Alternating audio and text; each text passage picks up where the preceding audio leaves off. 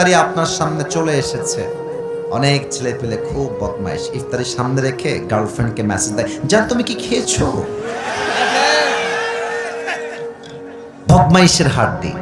মনে রাখবেন, ইফতারি সামনে রেখে যেই যুবক হারামে লিপ্ত হয়ে যায়, যেই মেয়ে হারামে লিপ্ত হয়ে যায়, তার রোজার 2 পয়সা দাম আল্লাহর কাছে সে পাবে না, ঠিক কিনা বলে?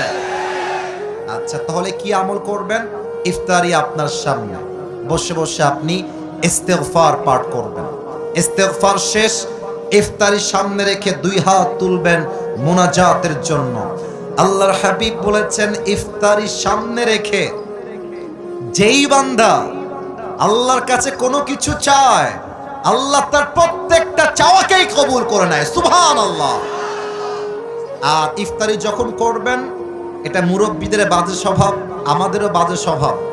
প্রথমেই শুরু করি পানি দিয়ে, আরে সেই তৃষ্ণা। অনেকে দেখবেন যে জুসের বোতলটা অথবা গ্লাসটা এমনি ধরে রাখে, আজান খালি দিতে দেরি হবে, আমার খাতি দেরি হবে না। আজান দিলি শরবত দিয়ে শুরু করে, আজান দিলি উনি খায় আগে পেঁয়াজি আলুর চপ। না, দিস ইজ নট দ্য সুন্নাহ, এটা সুন্নাহ নয়।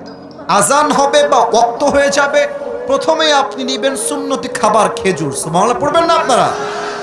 পেঁয়াজি নয়, আলুর চপ নয়, ডিমের চপ নয়, পানি নয়, প্রথম আমার সুন্নতি খাবার হবে খেজুর। বলেন সবাই, নাম কি? আর খাওয়ার সময় এমন খাওয়া খায়, এইরকম পুয়াতিমের মতো হয়ে যায়। আর কি হয়, খাওয়ার পরে গিয়ে ওই যে বেডে শুয়ে যায়, মাগরিবও পড়ে না, এশাও পড়ে না, তাহাজ্জুদ তো বহুত দূরের কথা, তারাবির নামাজটাও পড়তে চায় না, ঠিক কিনা বলেন? একদম সুন্নত অনুযায়ী হালকা খাবেন।